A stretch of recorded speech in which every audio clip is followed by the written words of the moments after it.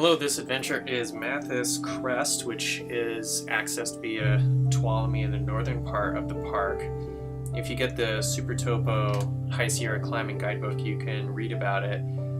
My partner Tom and I went up, and one of the things that he told me is that it's got a famous line called "No tourist has ever set eyes on Matthes Crest." And it's true, unless you're going in towards like Cathedral, you can't see Matthes Crest from the road or any of the other surrounding areas. And since it's about a 2 to 3 hour approach, and so we started really early, and I'm not the most proficient hiker or a big fan of hiking. I kind of get around hiking by saying like, oh, it's not a hike, it's an approach.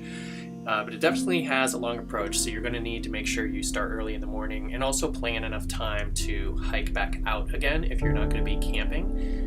You can camp at Echo Lake, which is right before Matthes Crest. You do need a permit to be there, but the nice thing about that location is there's water, so you don't have to hump all that water in. You can just bring a bottle and a purifier or something, and it'll save you a lot of weight.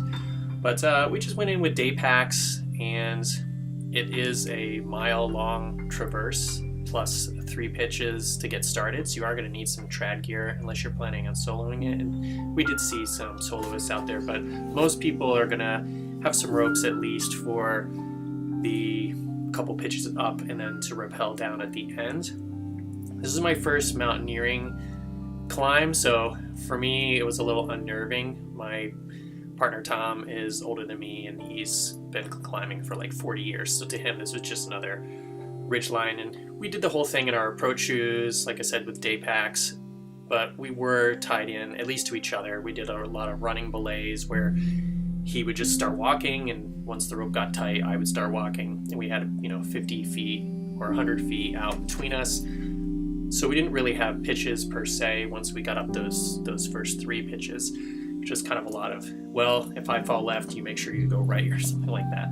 But it's absolutely beautiful. It's you feel like you're in Mordor or someplace like that, and it's very, very adventuresome. Like I said, alpine ridge style climbing. So once you get past the initial, oh, I just went 50 or 100 feet of traversing with no equipment in whatsoever, you get used to it, and then you tend to run pretty quickly through the pitches. And the nice thing too is you can kind of stop wherever you want and just rappel down. But definitely beautiful scenery, great climb, and as I said, just make sure you plan plenty of time so you can hike in and out leisurely. We did make it back to Echo Lake before the sunset, but we were in the dark the rest of the way back to the car, so it was at least an hour.